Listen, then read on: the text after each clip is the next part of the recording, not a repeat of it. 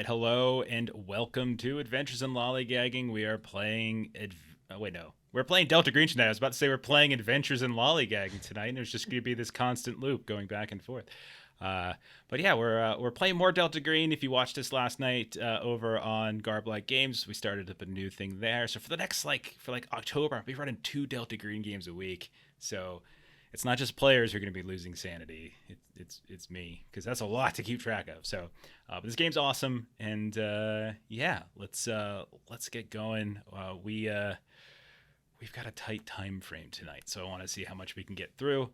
So let me just jump right into like introductions and plugs and whatnot. So you're watching here, so every Friday, come watch our Impossible Landscapes game until it's finished. We are not quite midway through part 3, but we're closing in. So we're getting close. And I think probably by the end of the year, we'll be done with this. And then on Saturdays, we're doing Blaze in the Dark. On Monday, this coming Monday, we're going to be doing Alien. So come check those things out. And then a couple cool games next week. So the Thursday game is going to be over on Garblag, where we do more Delta Green. And then on Tuesday, I'm going to be over on the Sirenscape channel as our good friend old Matty Two Arms is going to be running some Call of Cthulhu. So you can come check that out for the month of October.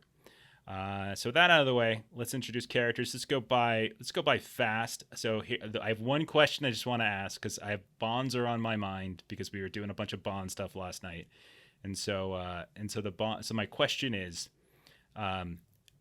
you guys just got out of like this weird. I don't know if it was like an alternate universe, if it was a dream state, whatever it might have been, the Dorchester, right? Did you think about anybody in your real lives when you finally got your wherewithal? Was there somebody, like a Bond or otherwise? It doesn't even have to be a Bond. Just is there something, like, what's that tether, that anchor to the real world? So we're going to go ahead and we'll start, as we always do, with Ashley. I'm playing Agent Chelsea. Her real name, I don't really get to say it too often, is Magnolia Rhodes. And she was thinking of her little sister Thea, probably pretty consistently when she was in the Dorchester, especially like when she was getting like the stuff removed from my eye, and then the ick, and then once she got healed, because we kind of left off, I got out of the hospital and then I did some research stuff, but from there I didn't really do too much, so I assume maybe she's going to try and reach out to her sister. Okay, perfect, great. And I think last we saw of her, she was doing some research. You were reading the I don't. It's got to be French, doesn't it? The Doyemi Yeah. file, which is basically French military intelligence pre World War II, and you're reading all about like this late 19th century outbreak that involved Mm-hmm. a play. So it seems like they were dealing with something with the King in Yellow, that to them being Le Roi en Jaune, Yeah. being performed. So that was the last thing we saw Chelsea doing. I think was reading and getting that situated. Yeah. Let's go over to long. Who are you? What's on your mind? I am Vessel, and I only had one bond previously, and that was with my twin sister, but I lost that. So I Yeah. have a newer bond, which is Kelly. She's the next door neighbor to my bar. She's the Mm-hmm. deli woman. That's right. Yeah. I can't remember. Were you doing like a little romantic thing with her? Yeah, it was supposed to be the beginning Are of you trying one. to get some meat? I what? Yes, I Oh, was. She jeez. serves Okay. delicious meats. Dude, okay. All right. And that happened. All right. I warned you, Okay. sir. And like you also like you also have a bar, right? So like do you have employees like Yeah, or when I is left, it still I left open? it with a little. Yeah, I Oh, left it okay. with the little assistant I had. So he's holding the fort. Okay. Oh, my camera's going crazy tonight. There it goes. Thank you for all these bits. Man, this is great. Thank you so much. So we got a bunch of rerolls for folks tonight. We got a complication. Oh boy, I got a complication I get to use. Lots of cool stuff. We got a hype train going up to level 2 already. Very nice. Bottom row, we got Derek. Derek, I see your hair's growing back. This is awesome. It's exciting. I know. Jasmine keeps telling me to cut it, and I'm just too lazy. But anyway, I am playing. Well, at this point, he's going by his real name. He's destroyed his Matthew Hurwitz alias and his agent or Aiden album alias. So I am Ben Lancet, and he's been thinking about his pet tarantula. You know, it's pretty damn old at this point. He doesn't understand how it's still alive so long, but you know, he just likes to hang out with it. But he also tried to send an email to his friend Charles Nur. He still got actually a pretty good relationship with that guy, and just kind of like, hey, it's been a while, like we'll have to hang out, grab a drink, and catch up on what's been going on. They kind of bond over weird shit. Charles not quite as big a conspiracy theorist, but they do like to just talk about like whatever old men like to talk about. I don't know, besides sports and cars.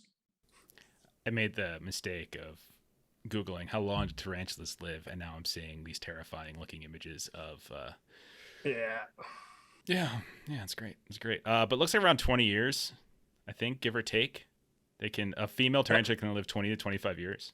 Oh, so that works out with I think you're okay. Yeah. I think you're good. So we have a bond of 1 at this point, so that would make sense. It's about to die, and so it'll be yeah.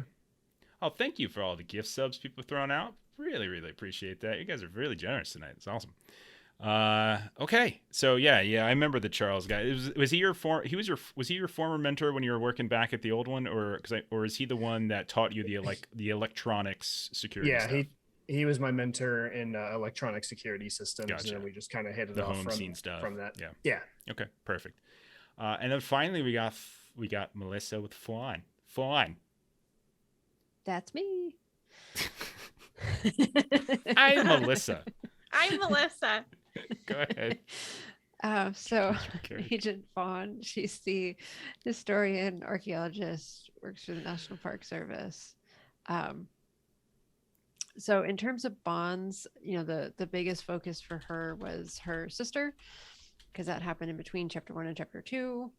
So her sister had been one of her bonds, and then her sister died, and then the sister was heard over the radio. And so now one of the disorders that I have is obsession. And so I'm constantly trying to see if I can recreate that connection with her. And so my nieces aren't technically bonds, but they're definitely people that I'm kind of trying to protect them from kind of the effects of all this. Okay. Derek's throwing bits. Look at him. He's just trying to be part of the gang, throwing out the bits and everything. Okay. Cool. Wait, we want the hype train emotes. I know. Chef. Yeah. Mine aren't for rerolls. I'm not trying to buy like free rerolls. Okay. I'm just watching the timer. We are getting new. We are going to be getting some new emotes and badges and stuff soon. Mm-hmm. If you want them faster, everyone go ahead and go to _Shydeezy on Twitter and bug Ashley, because she's in charge of that. So there you go.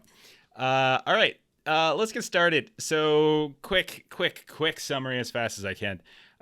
You guys are D-Cell. That's our name. That's our joke. 1995, you were brought together for the first time to investigate the disappearance of Abigail Wright, young artist in New York. Upon doing so, you discovered the night floors, this seemingly endless like series of floors of a building that should have only been like 3 stories high. You blew that building up. Things went crazy after that Operation Alice, and you have all scattered, started doing other jobs for Delta Green. Your lives changed. 20 years later, you are all brought back together in Boston by Elias Barbas, codename Agent Exeter, who is pretending at least to be your handler, who gave you an operation. But it's possible that operation, and certainly those invitations to that birthday party where you first met him, were printed by a machine that has no understandable way of functioning. There's no power to it, and it just printed them somehow. So who knows where those information's getting from? Turns out he might be a demon named Marbus, all those types of things. Eventually, your investigation into him and into the missing psychiatric patients from the Dorchester facility, who were also Delta Green agents, a different Delta Green squad, got you trapped within the Dorchester facility. And once more, you are within these endless, crazy floors, much like the night floors in 1995. You made a deal with someone by the name of Mr. Wild inside the Dorchester house to help you get out. He connected you with another one by the name of Timothy Bale, who from what you can tell, might have something to do with the origins of the concepts of modern demonology, as he seems to have some kind of control over it. And you all decided that, yeah, we're going to do some favors for him. And when we get out, like, what's this sort of a promise? Let's get out. You guys nearly died to a giant, incredibly growing clown. And then you woke up in a neighborhood of Boston. Album got into a fight with an old man. You guys have been seeing signs of like people in gas masks all over. Oh, there we go. We just did. Derek, you're such a kind guy. We just hit like tier 5 on our thing. This is. I don't know how to react to nice things. Okay, I don't know how to do this. I have a lot of self-loathing and hatred towards myself. So I'm gonna just power through. But thank you. What's up? What's up? What's the matter, Ashley? It's so true. You know it. You know that's so true. So anyway, let's see what else happens. I'm gonna go back to my notes as I'm completely thrown off here. You guys found out that you after like a day or so outside, you saw yourselves show up on the TV and on various news programs as being violent escaped psychiatric patients from the Dorchester of all places, and that people are on the lookout for you. And there were photographs of you all that you don't remember taking, apparently holding bottles. It was really peculiar. And you quickly scattered. You got rid of your hotel. You hired a beautician to change your looks as best they could. You got a bed and breakfast using a bunch of prepaid Visa cards that Vessel purchased at a Walgreens. And then you started to do some research. Chelsea went back through the French files. I think Vessel and Fawn started digging into some of the people that you had to investigate and do something with and manipulate for Mr. Wilde. And then Album went out to a neighborhood to hop onto some Wi-Fi as he was trying to research, I think it was Captain C. Hamilton Chester. And in doing so, he saw a very strange sight run across right in front of his truck, where he saw some gas mask people, some old-timey 1950s like cops in some kind of foot chase behind this house that he was parked out in front of, and then gunshots. So we're gonna start up right there. Derek, do you do anything? Like you just heard what happened. You know everything I just said. You heard it. You saw it. How do you react? I think was I present for any of the? Oh no, it was Chelsea that saw the other police officer that was dressed in like very old clothing, right? Yeah, but you did see yeah. the man in the gas mask. Yeah, you've seen the gas mask, but you're the first one to see it actually. But Right. you have not seen the old-timey 1950s before, no.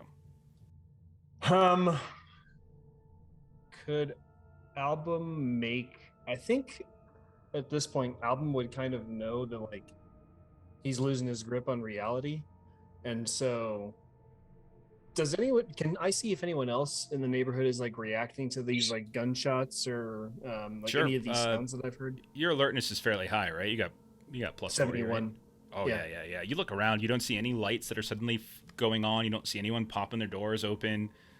Doesn't look like anyone's reacting to it whatsoever. Normally, if you hear a loud sound, loud gunshots, lights might go on. Maybe some nosy neighbors come out and peek over the fence to see what's going on. Nothing like that's happening. I have one of those neighbors.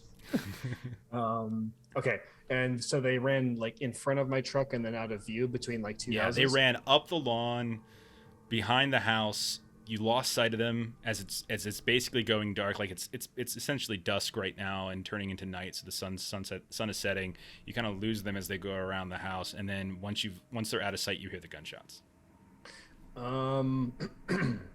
He'll start his vehicle back up since he got the information that he needed, I believe, from the hack, and he'll kind of like just idle the vehicle forward to see if he can like get this group back into view somehow. Okay. You move a little forward and you kind of peek. It's just too dark behind the house to be able to see it from the road. And you don't hear anything. Once the gunshots happened, it's been quiet since. Just like ambiance of the neighborhood at that point. He'll take his laptop with him and his phones, lock his vehicle, and then get out of his vehicle and lock it up and arm the alarm. And he'll see if he can walk to the location where you heard the shots coming from. Okay. Sure. Yeah. You get out of your car, lock everything that you want to do. You start walking, and you sneak around to the back of the house. Go ahead and roll. Go ahead and roll stealth, actually, as you are a random man wandering around a random neighborhood. I feel like we're having deja vu. We have rerolls. Failed. If you like to reroll, you can. We have rerolls. 26 over 23 is not terrible. It's not, so and it is contested. I'll hold that. Yeah. Okay. No, that's fair enough. Okay. So you start moving around behind, and you can see that there is a chain link fence with a gate that you don't recall hearing swing open or anything like that. And you can see that there is a yard in the back. It's kind of chewed up grass a bit. You hear the sounds of a television going on inside. Like the window is like slightly cracked. You can't see anyone. It looks like you're looking like there's a bedroom that you're next to, but the light's off in there. But you can hear kind of echoing through the halls. There's a TV in there somewhere. But there is a backyard. Album is going to. His discovery motivation is like pushing him, but I think he'll snap out of it and realize like I'm on my last like identity. That's my actual identity. I cannot be busted for trespassing, especially because I've been caught once technically by the police. So he'll just turn around and go back to his vehicle and say like it doesn't make sense that cops from the 50s would be shooting and no one would come out, and he'll get back in his vehicle and head back to the group. So he's just going to ignore it. You get back into your car, and you can see that there is something sitting on the driver's side seat. It's a small scrap of paper, not even as big as your palm.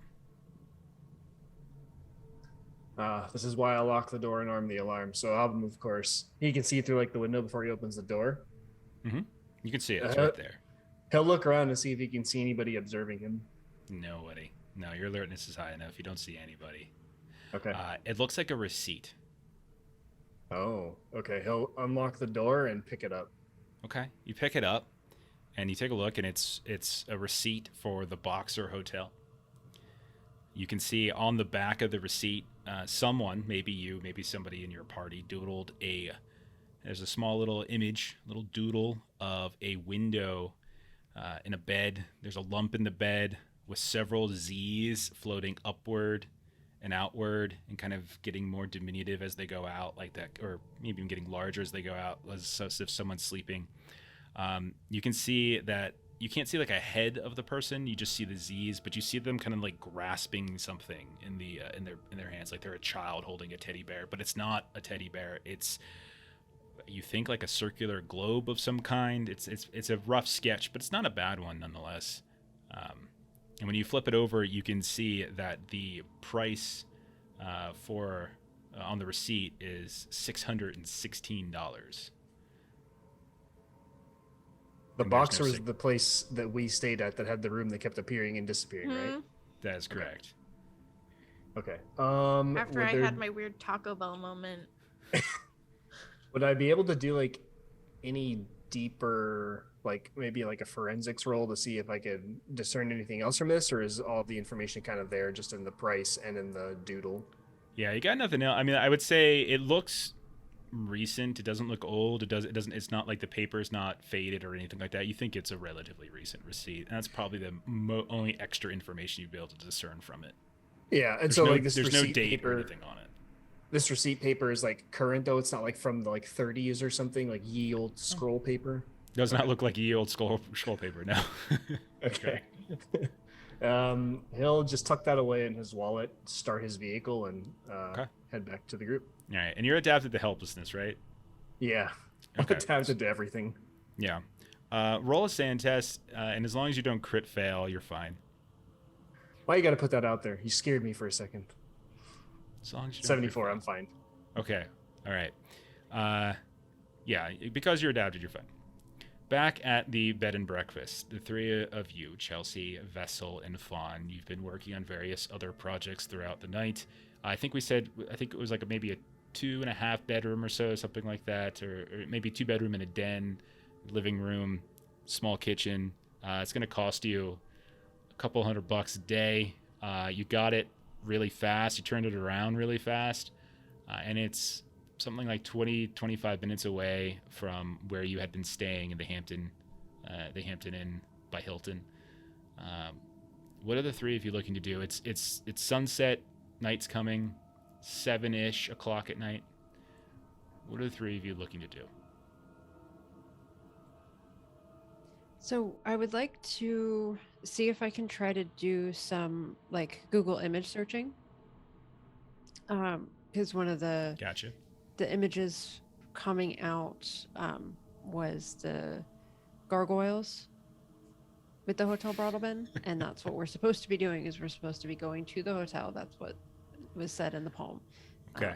And I don't know where that is. I'm trying to figure out where we're supposed to go. I love the fact that you just donated 616 bits, by the way. That is just, that's beautiful. We should make that like a Delta. We should make that a Green thing for bit- Delta bit Green. option. I'm gonna We'll write brainstorm it. Yeah, we'll brainstorm it later. Or if chat wants to brainstorm some ideas, go for it. But that's some good thinking right there. Okay, roll some computer science for me, Fawn, or just an int times 5. If you're just doing like basic Google image searching, it's int. If you're doing anything more fancy than that, like if there's particular programs or software that you're using that might require some training, then roll the computer science. Yeah, I don't have that skill, but I got a success, 61 under 75. You find numerous buildings all across the Northeast that have these gargoyle type decorations. However, none of them seem to align with some of the imagery that you've heard about. Now, you probably have forgotten this, but a long time ago, in I think it might have been part 1, you came across a book called The Devil's Craftsman. And I'll remind you a little bit of what you got from it. The Devil's Craftsman was a book about Asa Darabandi, and it was published in the 50s, and it was basically a biography. So there's some details, and I've been giving you guys the benefit of the doubt to assume that you've kept these books over the years, just because it's more interesting that way. Yeah, for sure. So just to give you some basic details, you have a general birth date of Asa Darabandi, which is 1886 in May in Paris. His mother's name was Miriam. He didn't have a father. That he became a American citizen a little over a year later on June 6, 1887, when the family came to New York, but his family settled in Chicago.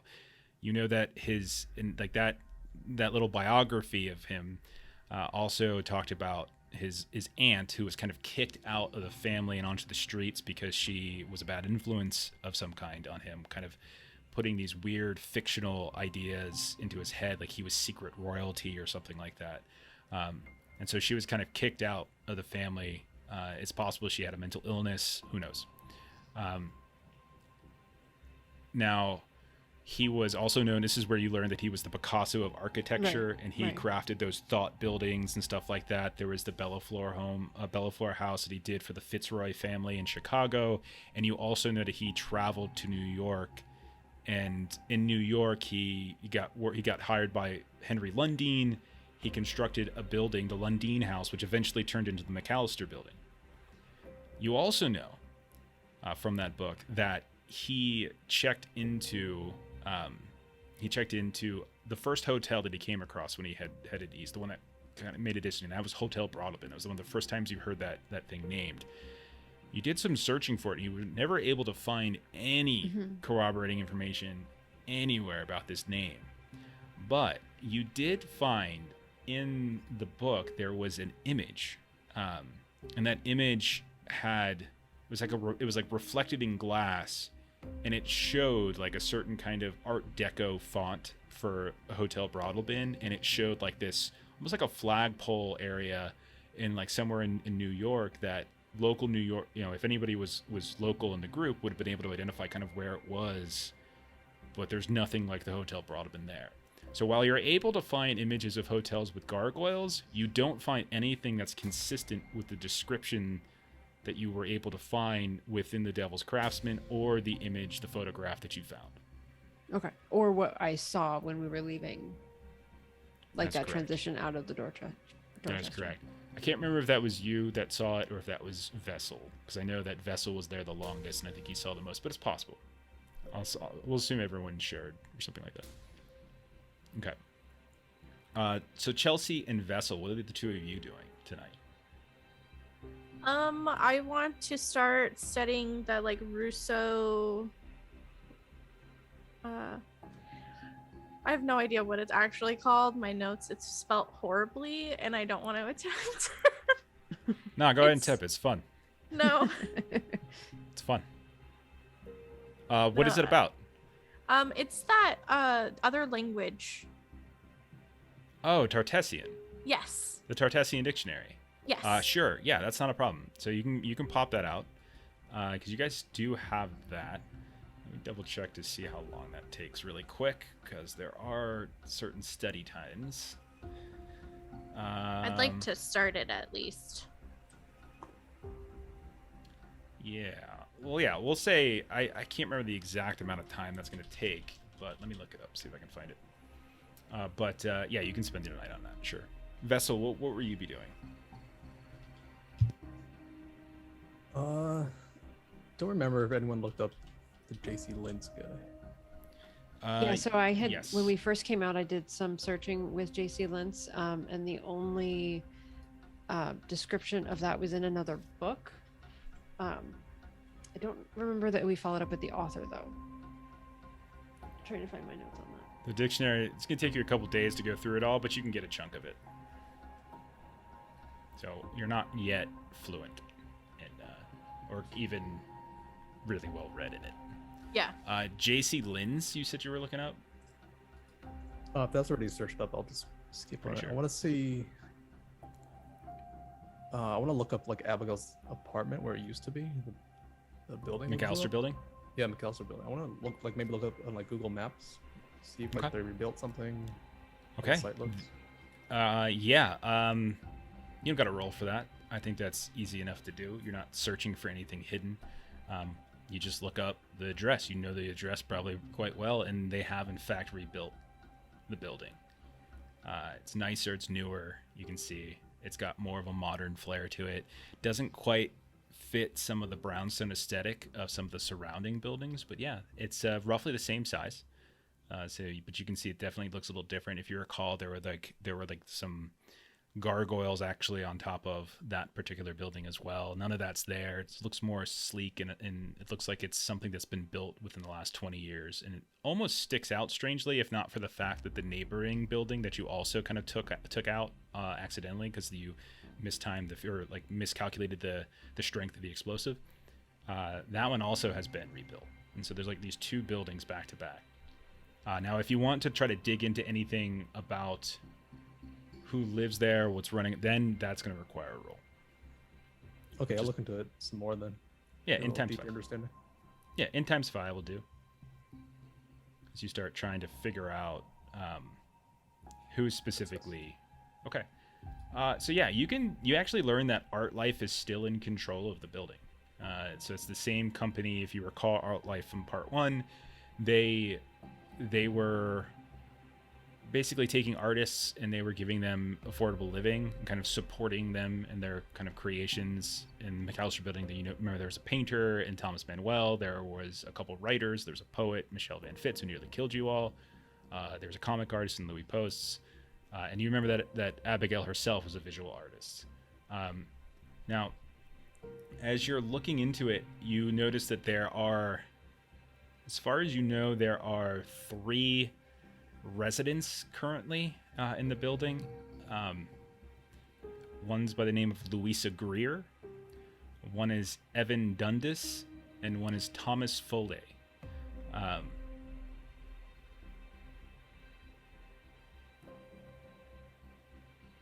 All of them are around 20 to 21, give or take a year. And you can see that there's like Art Life has its own kind of nice website, and it links back towards the new McAllister building, It has links for applying for certain grant money and things like that, for application into the building and such. The names themselves don't ring a bell. If you wanted to investigate them further, let me know which one you want. You have to roll bureaucracy, and it's going to take a while. It's not my specialty, so I'll just leave it at that. Okay, fair enough. All right, so that's going to take most of the night between what everyone's doing. Eventually, Album will return. We'll put it around, say, 8 o'clock, 8:30. All of you are in this bed and breakfast together. Do you have any further plans for the evening? Or do you want to just try to get some rest tonight? Album will relay the information that he got about what was his name again? Chester. Oh, hold on. Yeah, I don't know. Hamilton. Yeah, Captain C. Hamilton. And so he'll just relay that he works Monday through Friday, 7 a.m. to 4 p.m. He'll look at the group and he'll mention, now, since we have to gain access to his laptop and just write down the third letter of every file, I kind of have a way we could do this. And Album will mention, I still have my materials to make fake badges if you want to try and badge into the building after hours, but just know that the camera systems will likely still be active, and so we'd have to find a way to deal with that. Alternatively, Album says one of us could try and impersonate a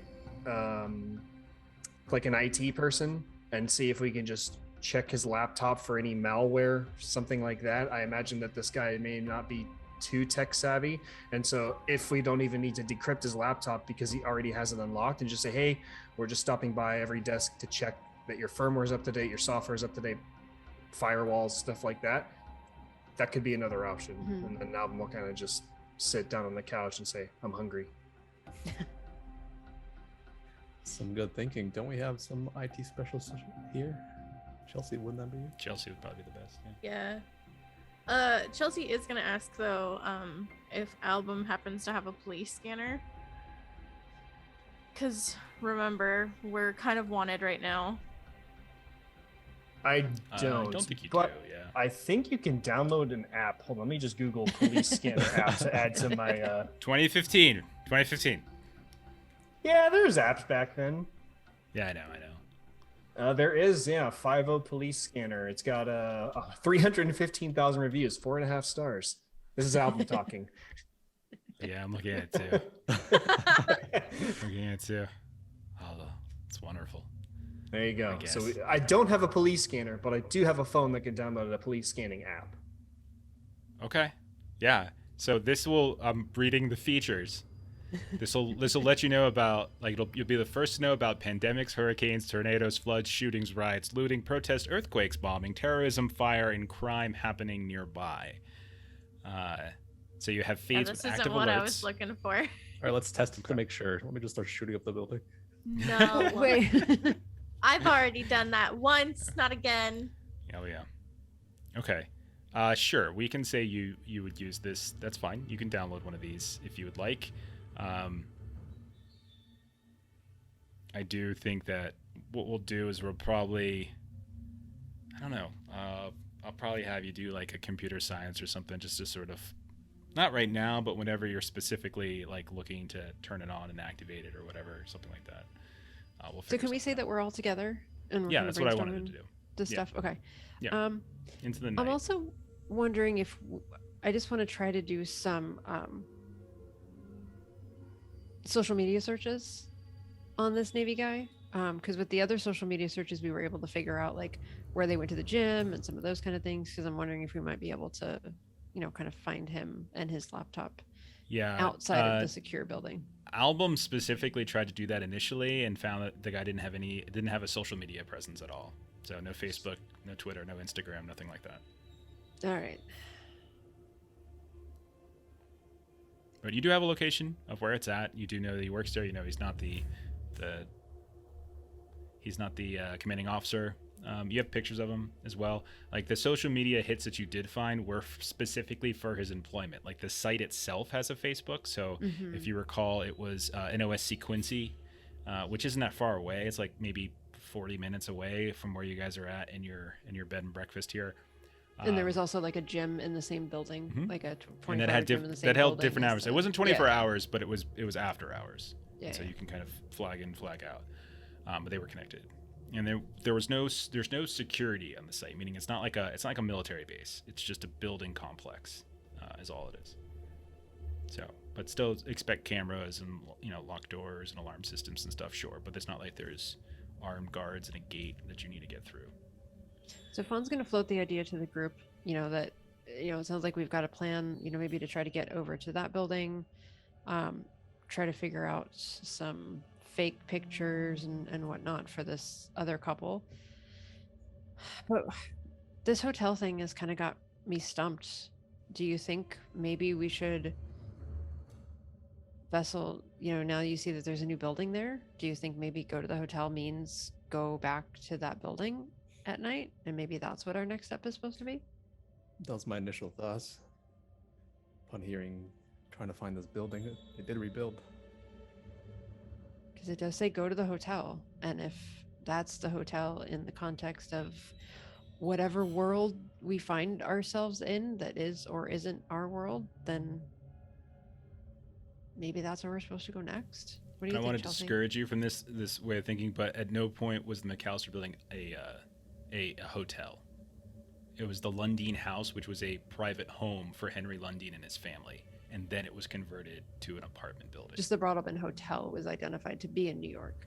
Yeah, but that's not the Broadalbin Hotel. We've already established this. Yeah. I'm not saying you can't go back there. I just didn't want you to go on like Ashley ill-conceived thinks we should go back to the Boxer, but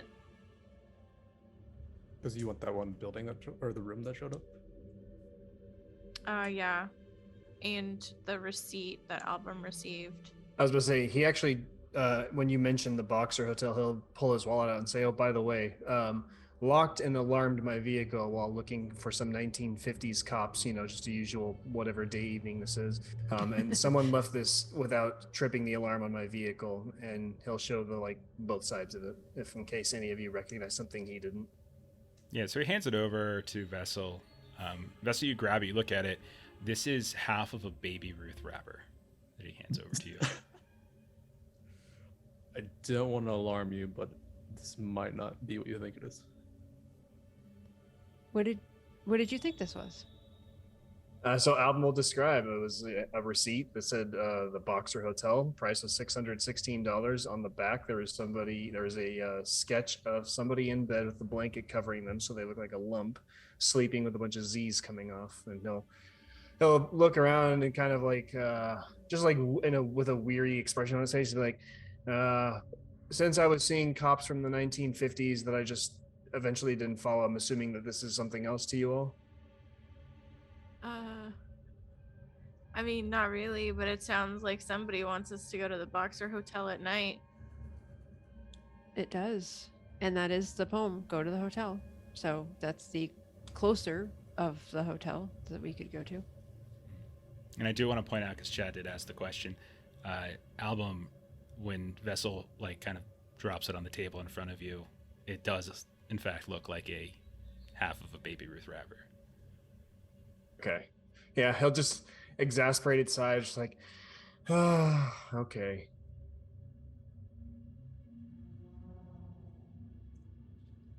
Or per Chat's recommendation, we can just take a field trip to Vegas. Get some drinks. Miles. Hey, that's Yeah, where drinks on me. Yeah. Yeah, there you go. There you go. Okay. All right. So, food-wise, are you guys ordering in? You guys going out? Just gonna give me an idea. Of I the would say we are plans? not ordering out. We're Could not. ransack this kitchen, see if they have anything. Yeah. I mean, it's a bread and breakfast, so it has basics and things like that, but it doesn't have specific things. You can probably find stuff like coffee and whatnot, but you're not gonna find any sort of extravagant food here. Album's craving Chinese food, so he's gonna order a takeout, and then just in the instructions, just say leave on the porch and ring Sure. doorbell, and then leave. Okay. Fair enough. No problem. That's Do my y'all- favorite part about the current situation. Did you all order? Did you all piggyback on that order? Yeah. I'll pile up. All right. Fawn fair will enough. just say well, that's what we ordered first night in New York.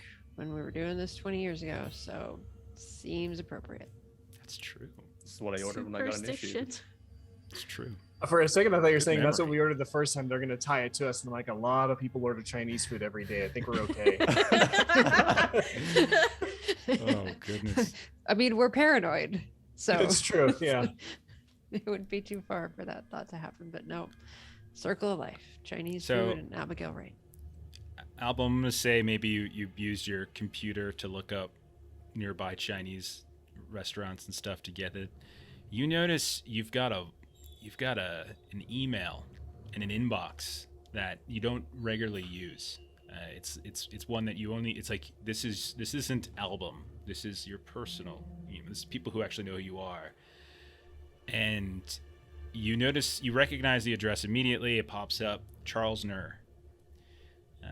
And you can see it's a reply to your previous email, but it's a very short email, and there's an attachment. And when you see it's a kind of a crude screen crop of somebody who used a phone to take a picture of a TV, and it's a photo of you on the news with your weird photograph that you don't remember taking, holding what looks like a cut-off bottle. And the email address or the email contents, the actual message says you were in a mental hospital. Are you okay? And that's the entirety of the message. Album will sit back, like lean back and let out a big sigh, and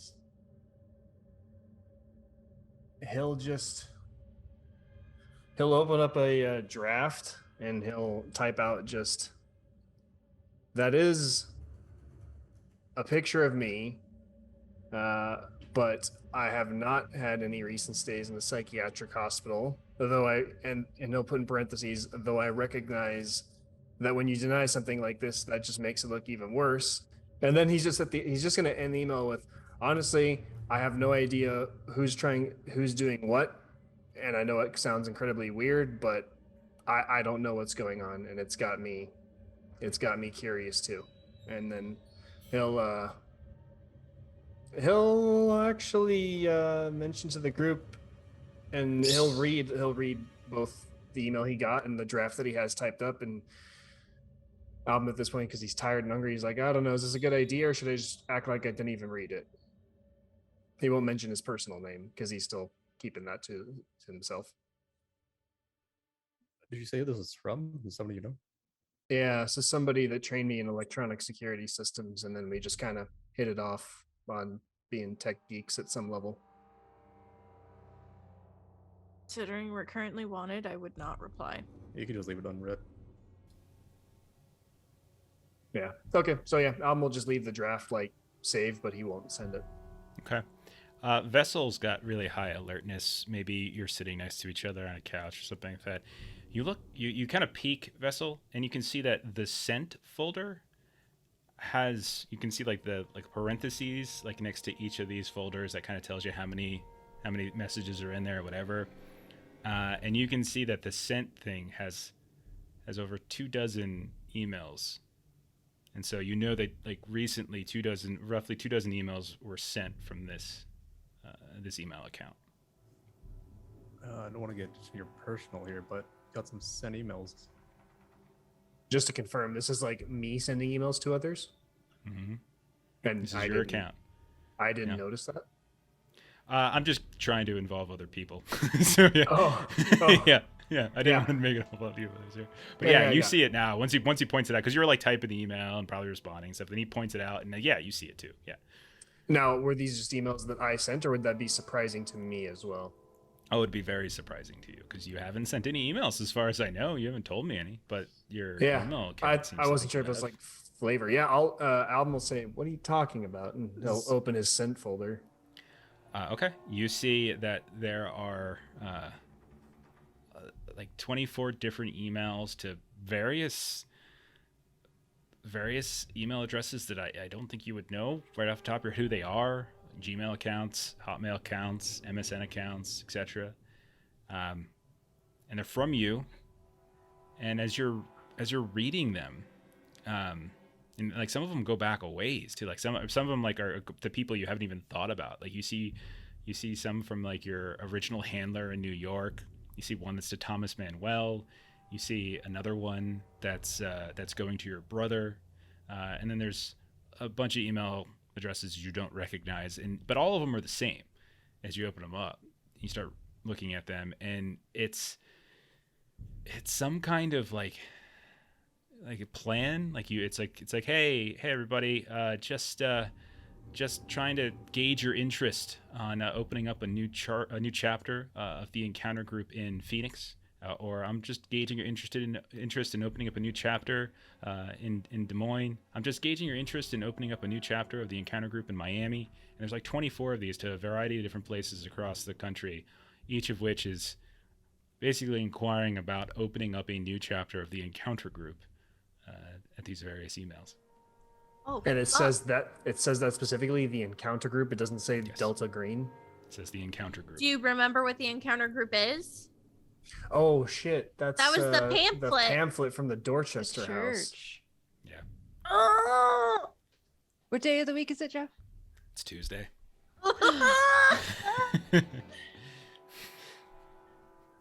Well then. Yeah, it's pretty late though. Album is gonna call over Chelsea and say, "Can you help me look up some of these emails? I don't know."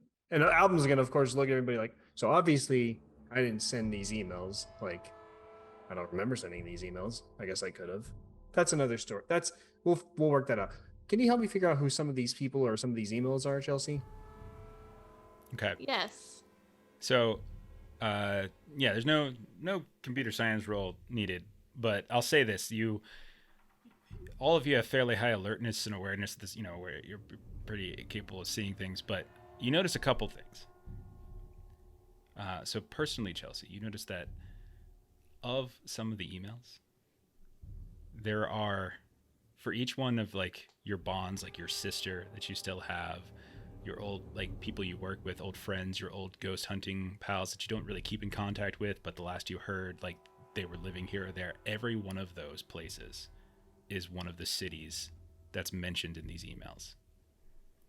Not only that, but you notice that the auto sig for album signature, you can see like underneath it all, like you don't see it right away, but like you kind of expand because it's automatically collapsed. You can see that there's like an image that's attached to his name, and it's the yellow sign. God damn it. Yeah. One wants to quickly do the math of like how far away are we from where the church is and what time is it? So if I recall, I think you're past the time when it would be meeting. Meeting is 7 to 9 on Tuesdays. Yeah. So this is beyond 7, because 7 is when Album was out at the neighborhood and he came back. So this is like 8 or 9 o'clock. So yeah. Damn it. Sorry.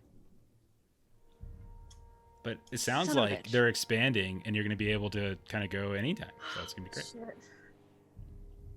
Also, I need Chelsea and Album to roll sand. Ashley will also 43. I use- failed. Okay. But you're adapted to helplessness, right? Yes. All right, you're fine.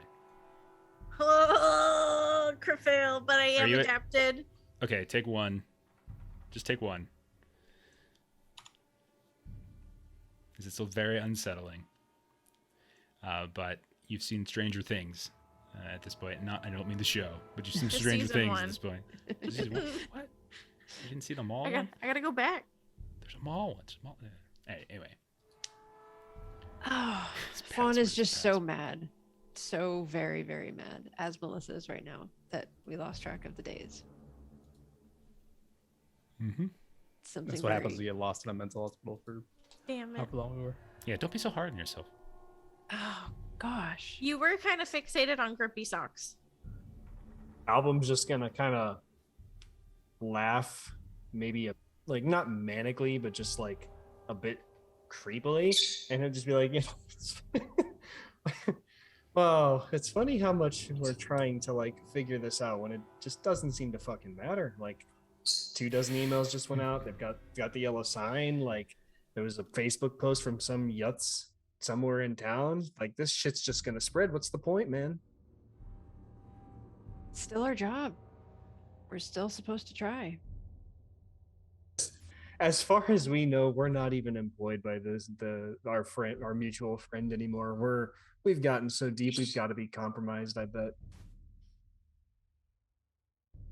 So I guess the question is, do we go back to the boxer tonight? I think the real question is, do you want extra sauce with your order? And Alvin's going back to his takeout order. Okay. I'll think dumplings. about the locations, Box Hotel, and I want to link that up to my final moments when we were in the mental hospital being chased by the clown, where I was getting those like visions of rooms and like something was happening in them. I don't remember if that room was part of that. Talk amongst yourselves. I have to go back and check my notes to see what specific you saw. So, talk about your plans while I look that up. All right, so I've got an order of beef and broccoli. I've got an order of chicken and snow peas, some lo mein noodles, lots of what's it called? Like veggie fried rice and egg drop soup, please. Ooh, yeah, egg drop soup. That's delicious. Yeah. Anything else fun? What are you particular on? Might as well enjoy however much sanity we have left. I am definitely gonna look for some type of a dumpling, Okay. like pork. Yeah, pork Definitely. steamed. You want steamed or pan fried? Okay. This is the conversation you guys have. Okay. Okay. I was like, I bet about the kid. Whatever. We're Okay. hungry, So can you tell? things that you've seen. Okay, you saw a man in a robe, presumably Dr. Barbas, carrying a box of red books past a lit window, which is an image that I think Album and Fawn actually saw in real life. You also notice kind of a semi-transparent, almost like through a frosted glass or something like that, of a ceiling, and you saw dozens of out-of-focus people that were waltzing around in some kind of ballroom.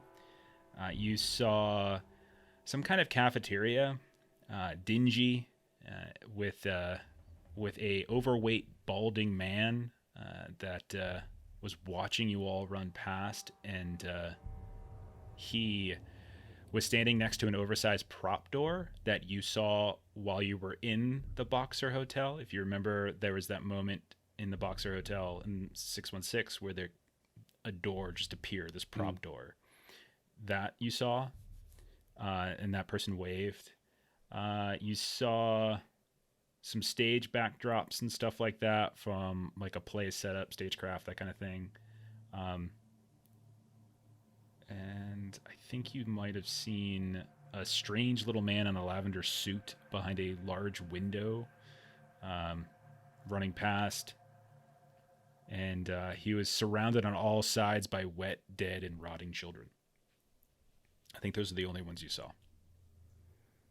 Which that we determined was Asa Darabandi, right? Because he was in a suit. Yeah, I'm sorry. You did see another one because Melissa did see a vista opens up to the side and past an inaccessible gulf is the ground floor of a hotel filled with people. Front doors are flanked by golden gargoyles. The hotel is lit like a diorama. That's Hotel Broadbent sign. Yeah, that's what I was trying to find. I'm sorry. There's even more. You also saw a vision of an older couple. Elderly is too strong of a word. Older couple, maybe in their 40s. The room is dark, closed off by a wall sliding on its tracks, and the woman suddenly, sits up in bed and shrieks, "He's coming for my baby, Tom! Stop him!" Them's the rights. And that was Thomas, right? That was Abigail's parents, right? Yep. Yeah, Abigail's parents, correct. Who I don't think you guys ever actually interviewed, but you did see a photo of them. Yeah. Just the creepy hand coming in the side of the photo. Do you remember a strange view through a bathroom in a hotel, and a group of people standing around the wet body of a woman sprawled on the ground? Does that sound familiar to you? Yes. Wasn't that from the hotel where we saw the blood stains? Yeah. Yeah. Mm-hmm. And so that's also a Boxer Hotel reference.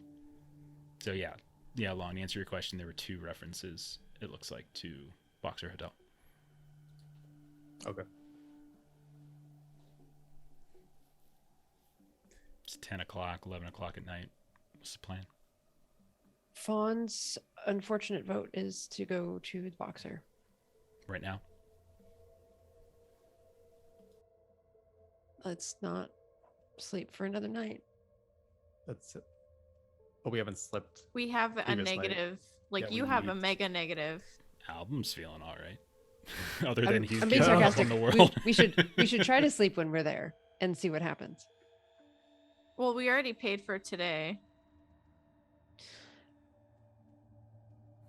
just spilled my water. Whoops. Oh. Oops. Um, I think despite the money loss, Fawn's vote is to go to the hotel. Okay. We know things happen at night. We seem like we're being directed to go over there. We can still come back here, kind of base of operations if we want, but that's Fawn's vote is to go back to the hotel. And what do we do if we get lost again somewhere we can't get back out of? We'll Let's hope deal with Wild's it. there. We hope we'll We've got sign up for enough some more deaths. favors. Yeah, Album's not going to provide or not going to give much pushback, so he'll just say, if that's what you think we should do, then we can try. What's another day though? I mean, we can sleep here and go in the morning. It's just the message that Album got had someone sleeping in the hotel in the room, so that's why nighttime seemed best. But Fawn is certainly not going to go alone. Is the Boxer Hotel one of those hotels where it would be weird if we showed up in like the middle of the night? I mean, I don't think any hotel would be too out of balance for that because people do late check-ins and things. So, I don't travel, so this is a dumb Yeah, actually I mean, question. Okay. yeah, I mean, hotels are open like 24 hours. There's always somebody at the desk. So Yeah, but you always also think those people are psychopaths and are like, you know, the people do working we- there. Oh yeah, I think that's a No. prerequisite. No, that's not true. No, they're just we got candy the last time we traveled. We got candy. It's Mm-hmm. great because we got in there at like 3 o'clock in the morning. It was crazy. But no, it's not. It wouldn't be like that on its own is not enough to probably draw strange ire or suspicion. My concern is we're already wanted, so I don't want to draw more heat to our situation. I actually think the later we check into a hotel, the better, because there's less likelihood of someone else, That's true. like other Of, people being like, around the lobby and stuff. Yeah. And probably fewer clerks. Okay, yeah. Chelsea will go. Oh, I'll keep the party small. I'll probably rest for the night because I didn't get to sleep the night before. Okay. Yeah, my plan is to try to sleep over there and just see what happens. Okay, so you're splitting up. Classic. Unfortunately, All right, so we've got We all end up in the same place somehow, so Just so swim through. a Chelsea and mirror Fawn come are find going us. over there. Vessel is not. Album, what are you doing? I guess so that Vessel's not on his own. Album will stay behind, and then he'll also just say, maybe I could figure something out with this laptop while you two see what the Boxer has. Okay. Well, I mean, just like from a timing perspective, this could be boring for you for a bit if they're doing stuff and you're sleeping. So just if there's something else that you want to do while you're here, that's fine. Okay, so the two of you, Chelsea and Fawn, you head over to the Boxer Hotel. Your travel is uneventful, but go ahead and roll an alertness test when you get to the Boxer Hotel.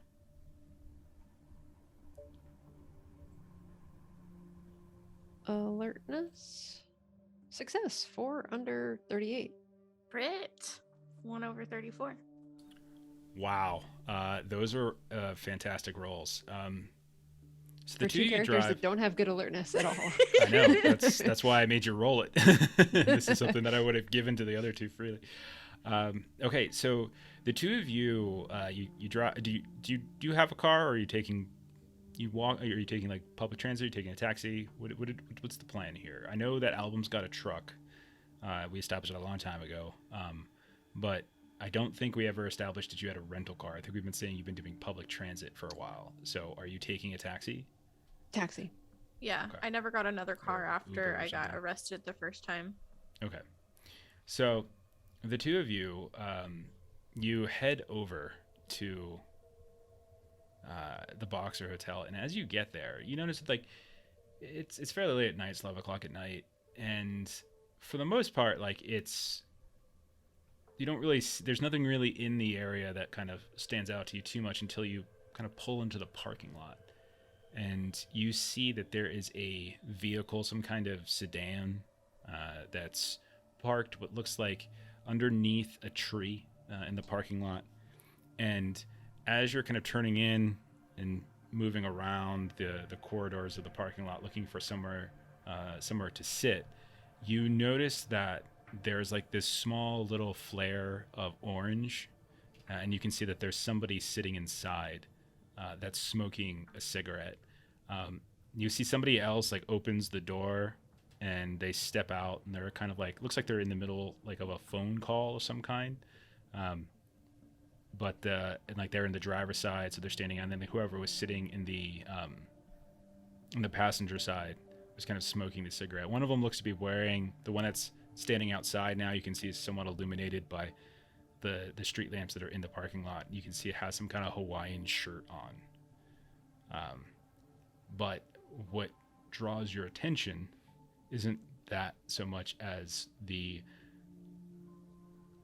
bulge that is on his waist underneath that Hawaiian shirt, and you can definitely see that is a weapon. So we could presume it's an undercover cop. Someone with a weapon. Now, with your critical success, I'll say this. With your critical success, because I feel like I got to give you something for the critical success, you notice that the other one that's inside and kind of smoking the cigarette, like whenever they light up, like the orange kind of illuminates a little bit on the inside. Striped blazer, kind of looking professional, like, and is sitting inside of there, and they're looking. You don't get the feel that these are cops. Like there's just something. There's something about them, the way they're holding themselves, the way they're standing, something about the way in which they're sort of setting up their little lookout area. The car itself doesn't look like something that you've seen, and you've spent a good deal of time with the Boston police, Chelsea. It doesn't look like one of their cops, one of the cop cars you've seen before. Plus, they're in plain clothes, and so you would think if there's some kind of stakeout, it might be officers. You're not sure, but you don't get the feel that they're actual cops. So what I want to try to do is see if there's like a side door, because sometimes you have the side doors that like technically you need to have like a badge swipe to get in, but want to try to time it and see if we can kind of get in one of those doors and then loop back around to the check-in desk. You can certainly move around the parking lot, because the parking lot loops around the building and stuff. So you can do that to the point where you can get out of the car without them seeing you, because they're right by the front entrance to the hotel. You're gonna have to roll a luck test, however, to see if you can get timed to get inside. 16 under 50. You are fortunate. As you're walking up there, it looks to be a family that's got like Boston Red Sox gear on. They got all this Boston Red Sox stuff. Looks like they're getting ready to go to a game, maybe this weekend or something like that, or this week. And like they leave the door, and kind of slowly closes. They don't hold it open for you, but you're able to quickly time it and go and grab it. Yeah. Okay, so kind of wave Chelsea in. Okay. And so then we'll...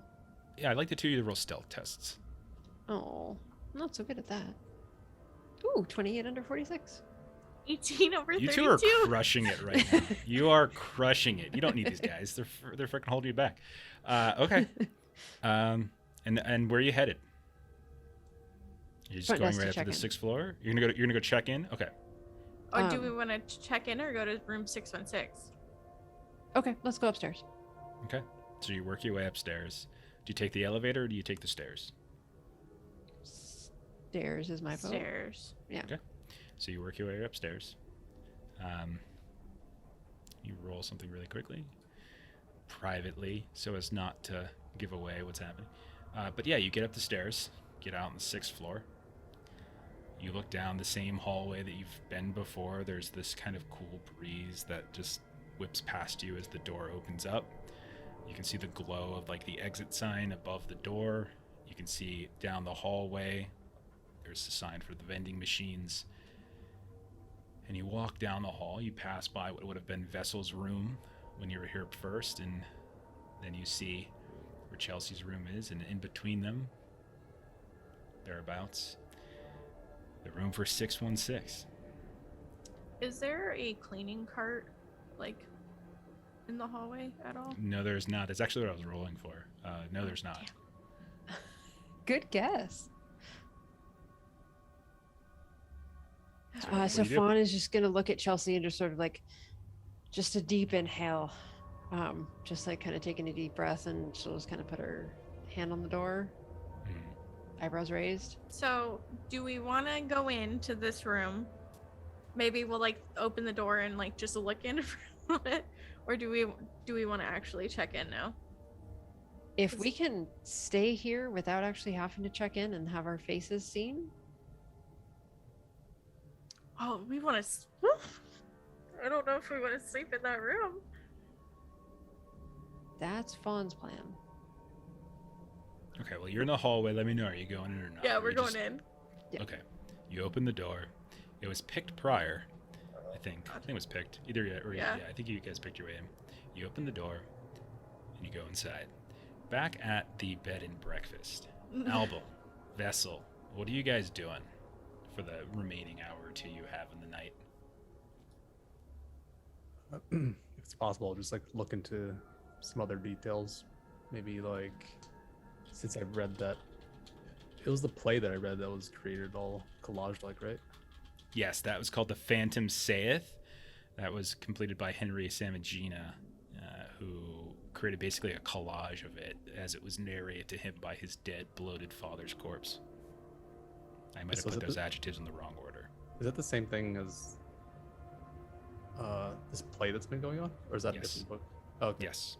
So The Phantom Saith, the red book, Le Roi en Jaune, all three are the same thing.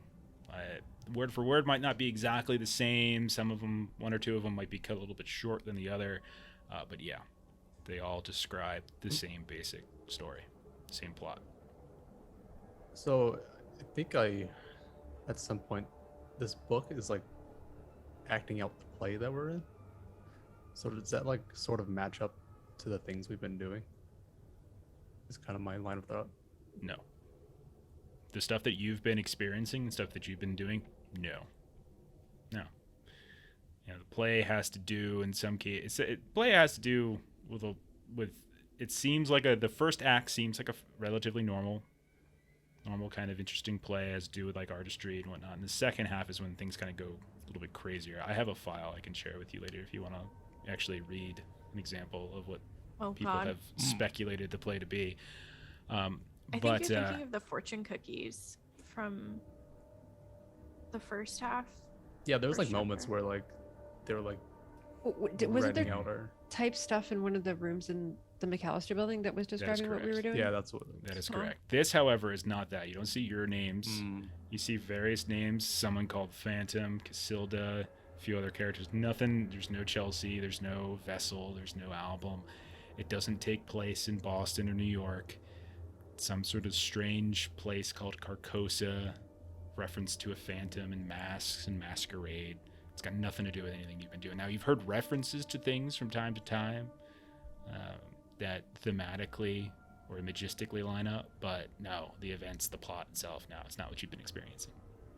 Okay, and the other thing was that postcard we got from our handler's house. Mm-hmm. I want to look into, I guess, this location, this like building or lake, the city. More into Yeah, that. if you're looking at it, you recognize it. Like between the cardboard city model that you found in Henry Samagina's bedroom, the teen, when you and Fawn were exploring the Samagina household, looking now also at the postcard, and then reading aspects of the Phantom Saith, this is Carcosa. At least this is what's described as Carcosa. Right. Okay.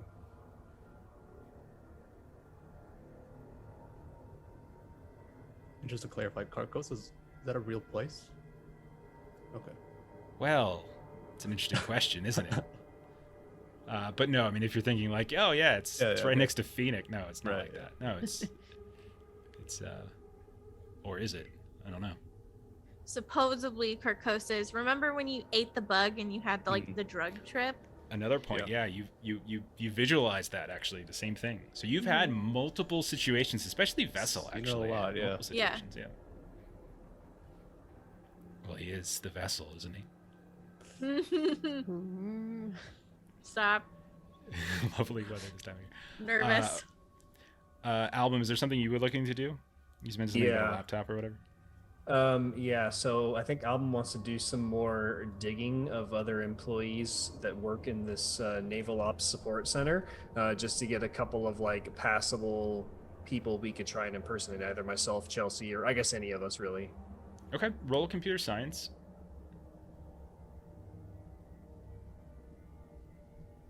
Okay. Success 39 under 65. Yeah.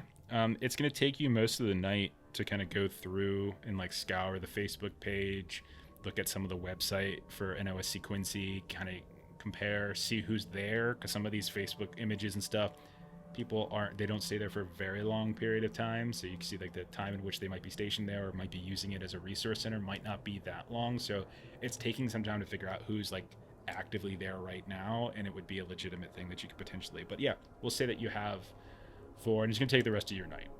Okay. Vessel, is there a task that you wanted to complete before I kick it back to Fawn and Chelsea?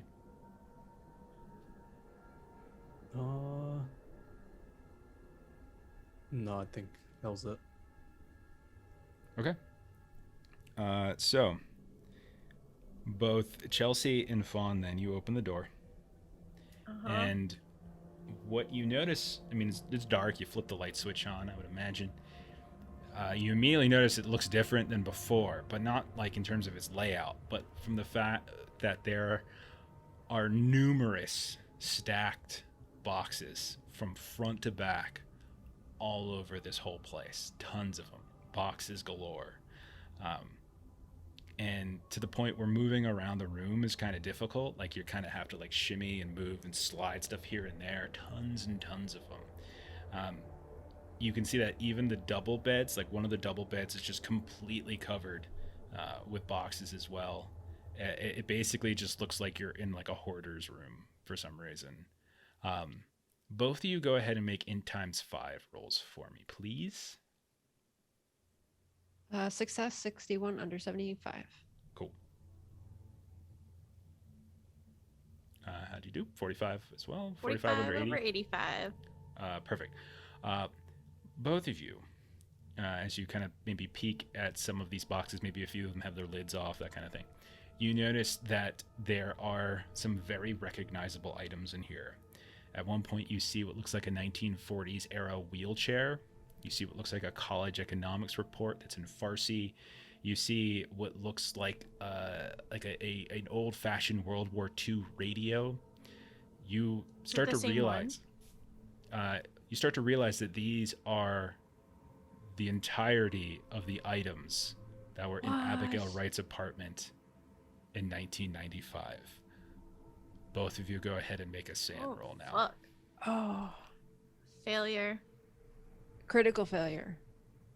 Critical fail. Oh boy. 6 points of sand damage. Oh That's- no. That Chelsea, means- roll a d6. 1. Okay, 1 point for you. 6 points for Fawn. Oh, Do you try to push this off onto a bond? I can't. I only have one. You don't have the willpower. 6 points Oh, is God. temporary insanity. Ah. So temporary insanity is flee, struggle, or submit. I'm gonna say I think flee makes the most sense. Submit kind of makes sense too if you want. Say like you just become catatonic and paralyzed from like just the helplessness of it all. This is all by unnatural, by the way. This was Could I sanity try from a natural. psychotherapy on her? So, Uh, just a couple go ahead. things before we do that. So, there's multiple things triggering all at once with this. Yeah. Because I also have obsession, which also triggers when I lose 2 or more sand in any single roll. So I'm not quite sure how that works, but I kind of want to throw something out there and see if this works for kind of the RP of this. Can I lose myself in fiddling with that old timey radio? You want Since to lose that's like yourself in the music? my Let the music Since take that's- control. Okay. the rhythm moves me. So I to think the insanity. psychotherapy thing is for a disorder, Chelsea. I'm not sure if it's for temp insanity. Oh, okay. I think you're I'd have to right. double check, but so sure. Here's what we'll say. At least so she doesn't flee. I'm fine with that. Submit is perfectly reasonable, and I feel like that makes sense. Okay. I'm gonna say you start going, like you open, like maybe you accidentally knock a box over, and the first thing you see is that strange series of like napkin contraptions, right? That one of which you now actually have, the other of which you were attacked by in Exeter's home. Then you see next to it what looks like, that strange like picture that you peeled off the window inside Abigail Wright's apartment, and then the horn started honking outside. You saw the strange homeless man walk across, and it's just something triggers Fawn, and it just becomes this cascade of images, one after the other, and you just start like ripping through these boxes, one after the other. You recognize this, you recognize that. Every single one of these pieces, you see airplane tickets that you remember seeing on the wall. You see you see what looks like some kind of like image of a clown and Thomas Wright and Abigail Wright's parents, like the exact same thing. You knock these things over left, right. Whole stacks of the boxes fall. Chelsea tries to get to you, but it's like a domino effect, and you just kind of collapse underneath the weight of these things.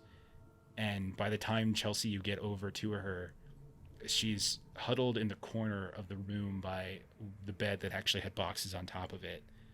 And you see that her eyes are so far gone, and she just seems to be fiddling with this old radio that you remember Vessel messed with a bit, and he actually got a voice on it at one point. It doesn't seem to be making any sounds, but you look at her face and she's just gone. Well, this isn't good.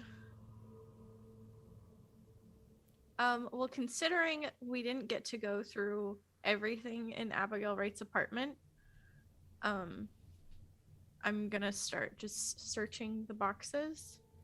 So I want to draw your attention to one other thing in the room. Okay.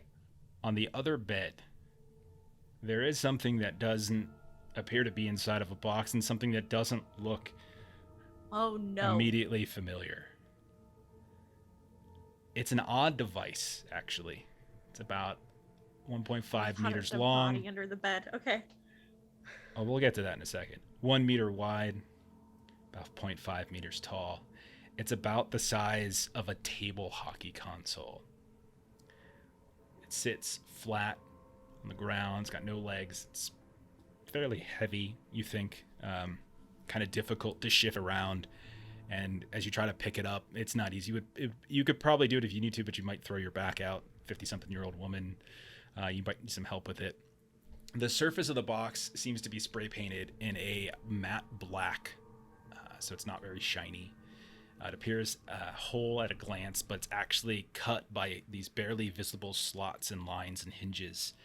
And you can see that there are these small figures, portions and stuff on almost like little curios that are kind of scattered about on here.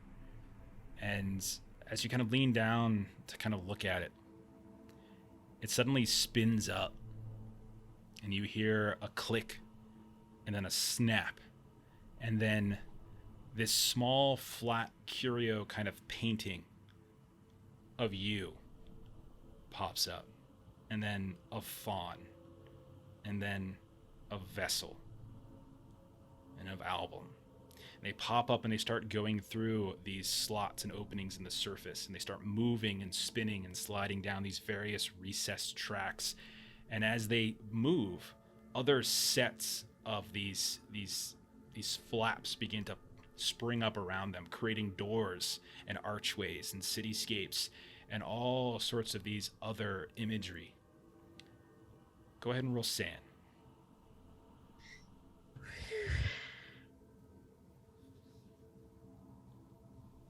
And let me know how you do, because I don't have Foundry up at the moment. Oh, failure 64 over 29. Take another point of sand.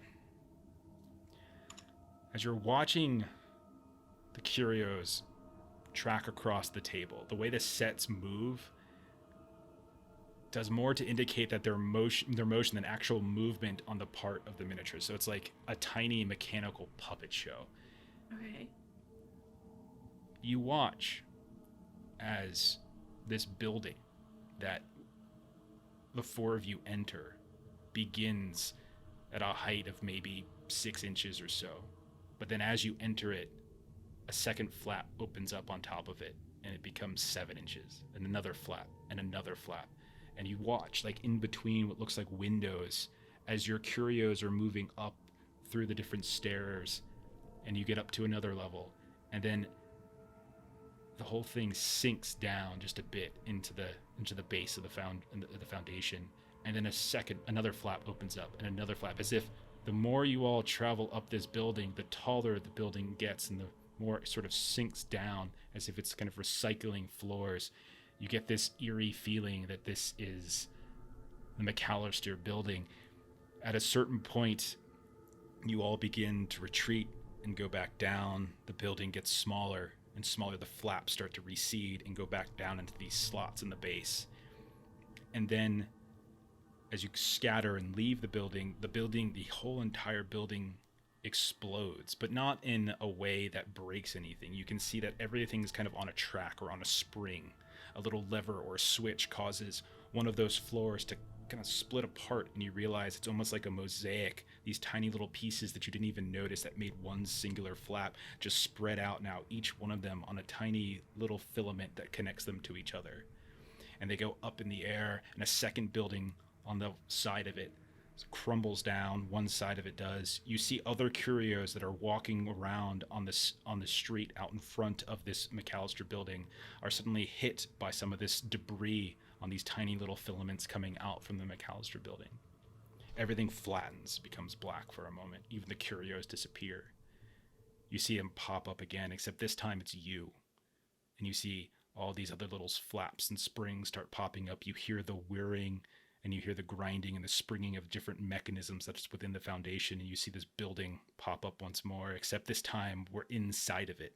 You see a bed pop up. You see what looks like a couple doors, as if we're kind of seeing what almost looks like a cutout of a hotel room. Your curio suddenly slides up from between this small toaster-like slit in the bed itself, and you're laying there. There's a book out in front of you that just opens up, and you can see in the middle of it, there's this tiny bits of white, as if you're reading off something. Then from one of the walls, which you thought was just smooth black, bursts open, and a second copy of your curio comes into the room, holding what looks like a gun, and just shoots and shoots. And you can see that the first curio of yours that's reading the book just kind of breaks down, falls apart into these different filaments, and begins to collect and kind of siphon back down into the spring that they came out of to begin with. This scene breaks down once more. Everything kind of goes flat again. And then you see more curios pop up. Once again, you see Album. Once again, you see Vessel. Once again, you see Fawn, yourself.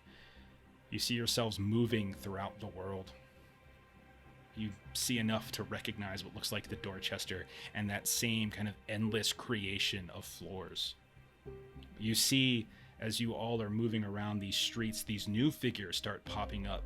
Again, all of them on tracks, these beautifully colored and painted, meticulous 2D figures wearing gas masks, carrying shotguns, You can see that there's like this shaking, this frenetic chase as they are kind of on your tails, and you're just running and running away. And you can see that from the extension of these tiny little pipes that these gas mask figures are holding that seems to represent shotguns, these little gunpowder squibs are just kind of flying outward, each triggered by some tiny clockwork hammer that you hear tink, tink. Sometimes these gas mask figures are killed, and you can see that they vanish once more and they slide down into a slot on the flat of the foundation. But then in the shadows from somewhere else on this large hockey-like table, you see more of them begin over and over and over again. At a certain point, from one of the slots, this oversized, gold-clad King Curios slides silently ahead of this procession. You behind them, the agents behind you, these gas mask figures, and it just seems wherever this gold-clad king goes, the sets of Curios, your agents, the gas mask figure, other figures as well, are constantly just ahead of you, as if everywhere the king goes, aspects of the world begin to pop up around. You see cars begin to take shape. You see buildings begin to take shape, as if the king is making the world around them. And finally, as this, you hear the internal mechanisms of this device continuing to go. You see, as your agent Curios are rushing towards a building that suddenly appears from several clockwork movements. And you can see this golden Art Deco sign, Hotel Broadalbin. Past it, you see that the Golden King enters what looks like a pop-up cavern and appears to place a bottle on a shelf. All your agent Curios make it to the hotel again, still chasing after the direction the king is going. And then all elements immediately stop, go vertical, and whoosh, disappear into the base of this foundational table. You hear the whirring die down, you hear the clicking, the grinding of the gears, as everything goes quiet again.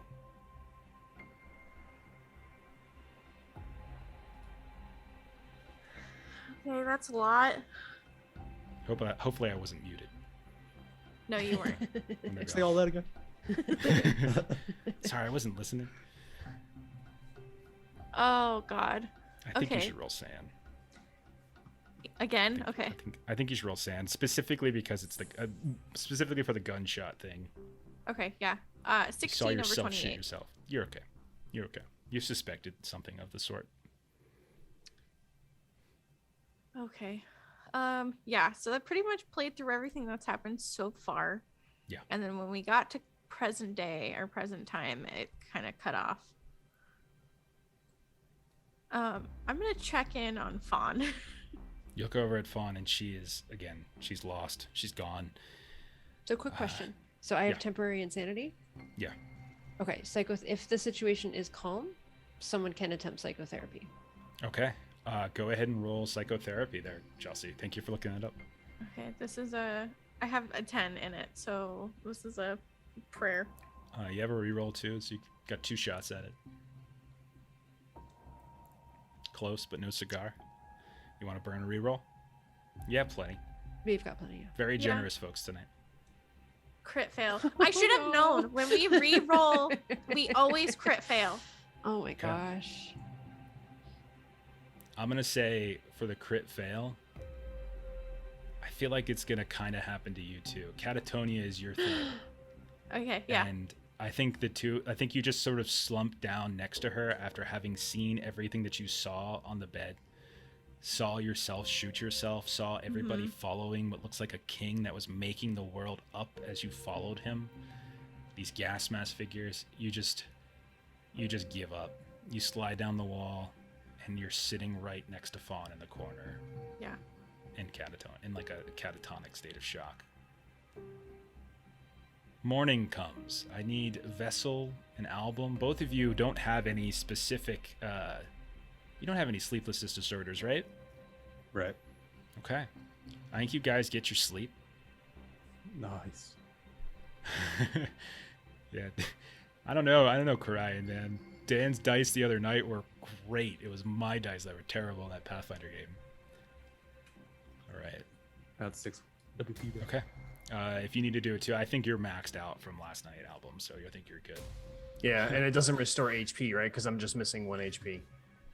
You can do a contest. I think you do. Okay. It might be once. Just do it. Ooh, crit fail. Am I allowed to re-roll that? Yeah. Any attribute or any stat or skill test can or even damage rolls can. There we go. Success. Take your HP back. It's a con once a day for 1 HP. Perfect. Then we did it right. Nice. I think the other one is the treatment you can only do once a week. Both of you wake up. You're here. You're in the bed and breakfast. You don't see Chelsea or Fawn. They never returned. I'll Well, shoot them a message, see if they're doing all right. No messages. I'll try and call Chelsea's phone. Do you have a voicemail, Chelsea? I do. Okay. Goes to her voicemail. Thank you for calling Agent Chelsea. You say I'm not here Agent right now. Chelsea on here? This is my burner phone.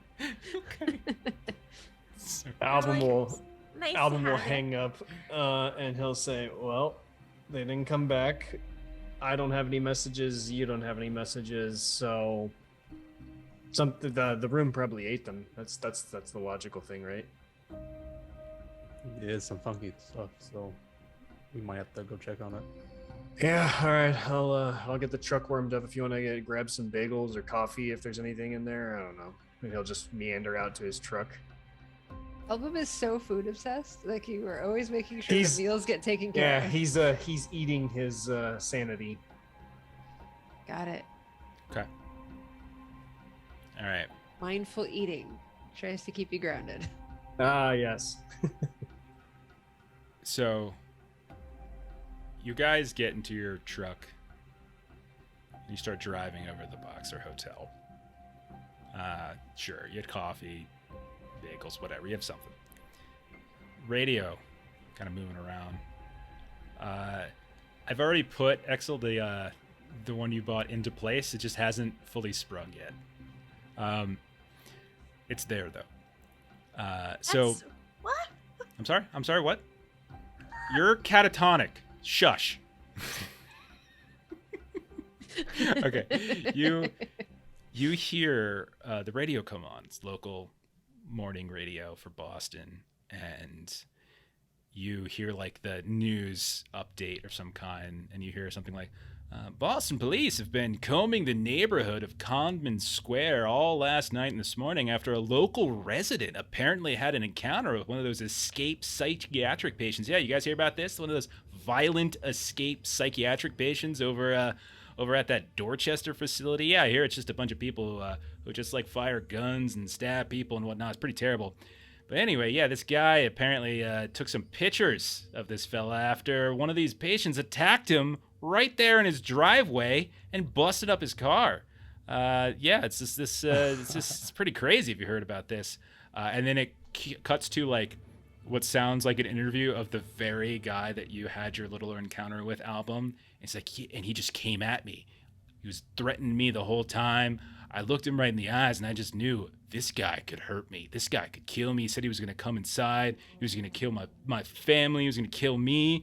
And then he just started kicking and punching my car. It's ridiculous. I just got in the car and I drove away. Like, it's just too dangerous. Too dangerous. Like, and it doesn't surprise me that this guy, escaped psychiatric facility. I mean, he seemed off his rocker. And there were others with him too. I didn't really mess with them too, but they were there. I think one of them had a Turns the gun. radio off. Okay. He just looks over at Vessel, and he's like, I was listening to that. He has a point. I'm just gonna come up to a red light, put his head on the steering wheel, and just kind of say, "I worked for NASA, man. I could have just stared at the emptiness of space, and then just sigh." Regrets life choices. Well, Who's just know driving? That I'm stuck in this with you. He's driving. Album is, Okay. yeah. You guys are driving. You're moving. It's rush hour, but it's not terrible. You're moving. Vessel, he turns the radio off. And like you kind of have your little exchange. And you just go and you just start looking out the window. And as you're driving, you're going fairly slow. You're like in the middle lane. You're kind of boxed in a bit. And your alertness is so darn high. You can see in the distance off to your right, near the passenger side of the car, right? So you're looking out. You can see a person in the distance whose head is on fire. Just What? bursting in flames. Maybe 100 feet away, other side of some traffic, just standing there on the sidewalk. And not only that, but you notice that they are just moving back and forth, and you think they're first in pain, but then you realize as you're watching that they're laughing hysterically, utterly hysterically. And you can see that they're wearing what looks like a padded tan uniform, and it's got some strange slipper-like shoes, white socks, and some type of leg binding up to the knee. Roll a military science or a history. Well, actually, do you have military science? Yeah, it's land though. That matters. It doesn't matter. What do you got? What's your Yeah, I have military science. 30? It's 63. See, oh, that's plenty. Okay. You recognize that uniform. You recognize that outfit. It is a Korean War era uniform of North Korea. And before you have an opportunity to like stop or jump out of the car, like you're seeing it down a side street, you're passing through the intersection, there it is, and he's just uproars, and people are walking past him and not doing a thing. You go a little too far, and then you lose sight as a building now blocks your way. Go ahead and roll sand. Oh, sand. God dang it. Oh. Roll a d4. Can I reroll this? Sand, no. Sand or Oh, not. no, You no, can right. you can reroll anything but sand and luck tests. Right. You can reroll everything else. So if you roll a d4 and you roll a 4, you can reroll the d4, but you can't reroll the sand I'll test. just take the 2 here. Okay. All right. What do you do with that? Turn the album and say, I don't know why the North Koreans are involved. Album is just like making sure he's not too close to the vehicle in front. I'm sorry, what? They're here. They're part of it. The North Koreans have broken to Boston. Okay. What are they doing? They're putting on a show for sure. Like Saw- a saw coup? one- It lit their head on fire. I don't know what point he's trying to get across. Album will look around to see if he sees a man with a head on fire. You do not see it bad. Album will With just his kind head on of fire. will say, "Well, I don't see anyone now," and he'll just start like going off on of his like conspiracy theories about like, yeah, like they pretend like they're really far behind technologically, but if the fact that you just can't get in or out of their country, like clearly they're well developed and far ahead of us, and they could probably just teleport into any city that they want. I think you're onto something, Vessel. I have some materials I could share with you later about this, and he's just yammering away as he drives. Vessel, I think you're going to trigger an acute episode here because it's 2+. Oh, really? And I'll let you choose intermittent explosive disorder or paranoia. Just starts It'll be- punching my yeah. dashboard. It'll be part of paranoia here. It's like, what do you mean you're not involved? Ah! It's just thrashing the truck. Paranoia. Punches album. Okay, so paranoia. So basically, a state of extreme suspicion, fear of invisible enemies pervades one's worldview. Unless your agent finds a way to stifle his or her paranoia, you can't trust or rely on anyone, including album. Every event, every disagreement or source of suspicion is a clue to a conspiracy against you, specifically, Vessel. Okay. All right? So keep that in mind over the course of the next, scene or two. Eventually, the two of you arrive after some fairly tense conversation. and some sort of strange side-eyed looks from Vessel at Album. Got a little quiet, maybe awkwardly so, at the parking lot for the Boxer Hotel. Now, both of you have very high alertness, so I'm just going to give it to you right away. You see a vehicle in the parking lot. It looks like there's two men, one of whom has a Hawaiian shirt on, one of whom has what looks like a blazer of some kind. They're sitting out in front of the entrance, not like directly in front of the entrance to the Boxer Hotel, but like in one of the nearest parking spaces. It's not a handicap parking space, it's one of the other ones. And you guys, I mean, Vessel especially, and then with your paranoia kicking in, like, they're there for you. Right. Those guys don't look like they're on vacation. Are you turning me in? You're trying to turn me in, Album. No, this is probably just the Illuminati or something. I'm not trying to turn you in. What are you talking about? I'm watching you. Okay. I'm currently watching you because I'm engaged in conversation. Album, because you can't see me. Watch So pulls WWE out by any his gun. chance? Oh no.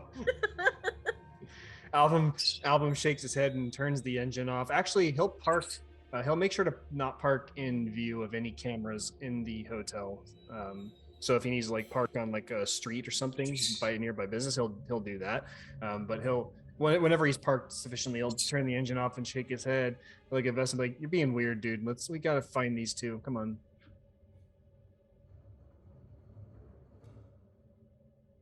Sorry, that was me. Go ahead and roll a stealth, and then a luck as well. So why don't you roll the stealth, Album, and then Vessel roll the luck. I would like to use one reroll. Yeah, go ahead. Me too, if possible. Not on the luck. You can do it Not on on the luck. skill test, but not on luck. I got a worse result, 68. Oh Oh boy, no. that's a shame because this is contested. Let's see what I roll. Can I just roll a crisp 92 for me, please? Okay. I think I'm still infected by Dan. Ooh, maybe he did roll a 92. Rolled a 99.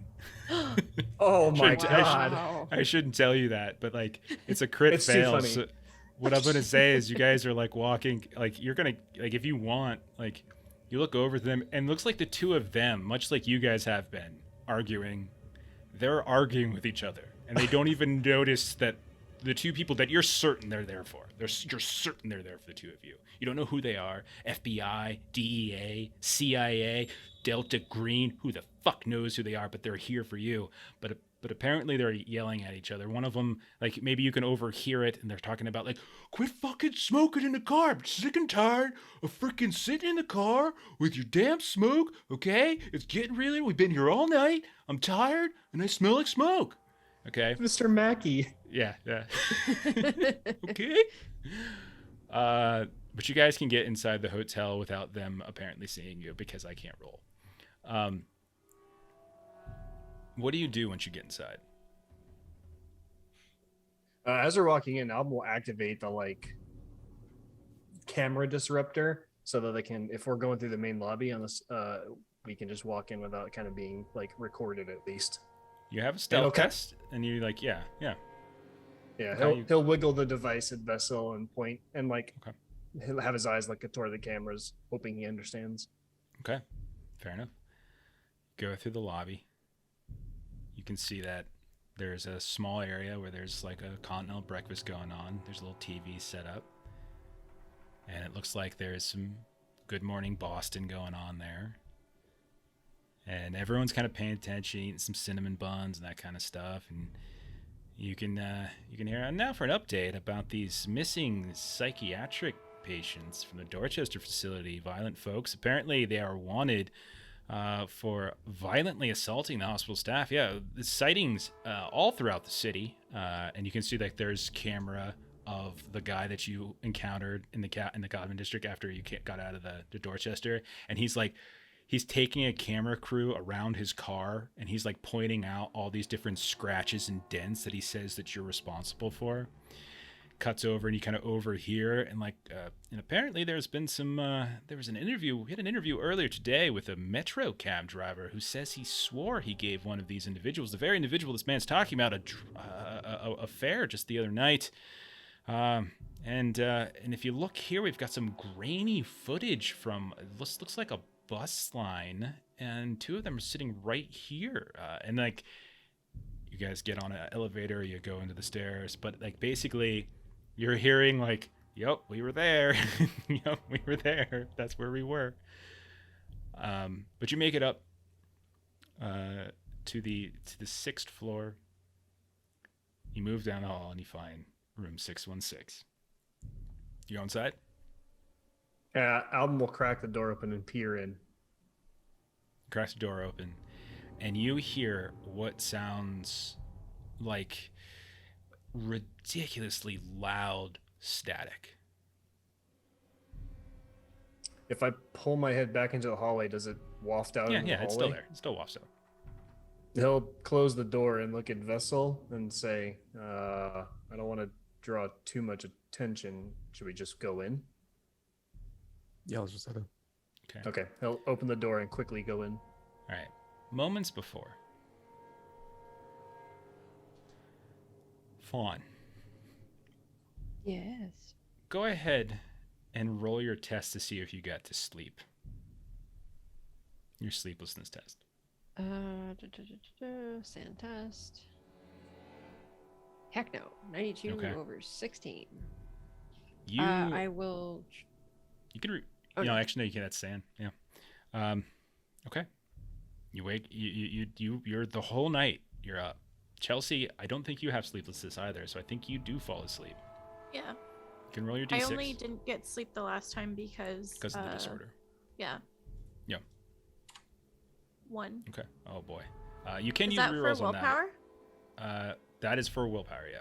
Oh, I only need 1. Dope. Okay. Yeah, you're good.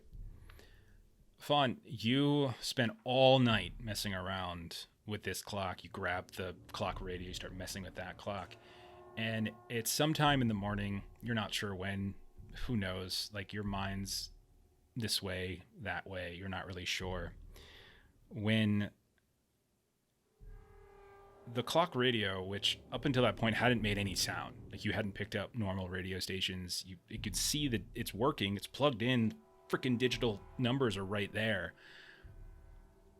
But you hear suddenly there's some sort of response, and you hear like what sounds like an announcer voice suddenly chime through. It's a little staticky, but you hear, "NBC Philco Television Playhouse is proud to bring you," and then there's kind of a crackling, "The Yellow Phantom," as right as you hear that, you look up and you can see the TV in the room begin to flicker and then come on, and you can see on the screen, it's flat screen TV, you see the peacock sign of NBC Philco Television Playhouse. You see the Yellow Phantom. You see underneath it, Program Director Gary Topchick. It's the only credit. And you watch for the next 22 to 30 minutes what looks like some kind of adaptation of Le Roi en Jaune, the Red Book. And it's not precise, and it certainly doesn't tell the whole story, but there's an intense likeness. And after about 22 23 minutes, like it's almost like a sitcom length show, you see it suddenly cuts off. It was over, it was ending, and you see like credits were beginning to roll, and then just the sound of static just blasts everywhere, blasts out of to the clock radio to the point where it almost shakes the radio and startles you. The TV. At this point, Chelsea, you wake up from the sound of it as the entire room that's still filled with these boxes is just this overwhelming sound of static. Both of you can roll alertness tests. You're standing right next to each other, shouting at one another. Fawn looks like she hasn't slept in years. big God. dark rings under her eyes. She looks incredibly pale. Her skin is kind of oily and beginning to spread apart because it hasn't like been, properly taken care of.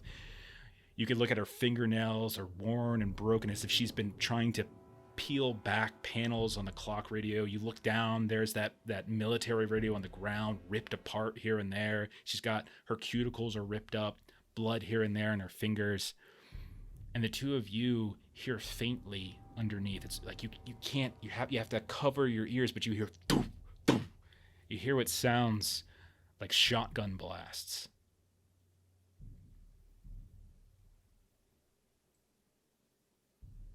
What do you do?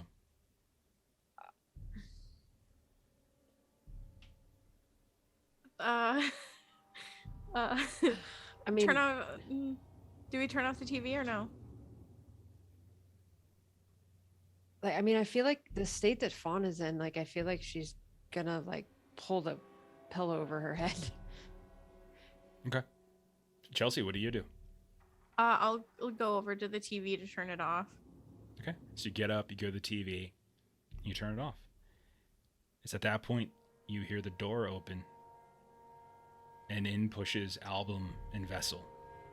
Album, you opened it a second prior, and you heard the sounds, and now you open it a second time, you see Chelsea at the TV, and now the sound of the static seems to have diminished. There's still the echo of it in the clock radio that Fawn has left on the floor, so maybe you yank the plug out or something like that, and it quiets down. Did Before we you get hear the two blasts? Not from Outside the room? outside. Not from outside, Okay. no. Okay. Yeah, Album will see Chelsea and be like, "You're not eating. That's good. What'd you learn?" What do you mean? What did I learn? Look at all these boxes in here. And she'll start just like searching through everything. Okay. Yeah, we'll say you take time to show them. There's all sorts of evidence from, and Album especially would recognize this because you did most of the cataloging actually back in 95. Well, and it's like, so Chelsea, because she remembers what was in the book, so she'll start reaching in and pulling out things and like throwing them at your feet of like, do you remember this? What about this?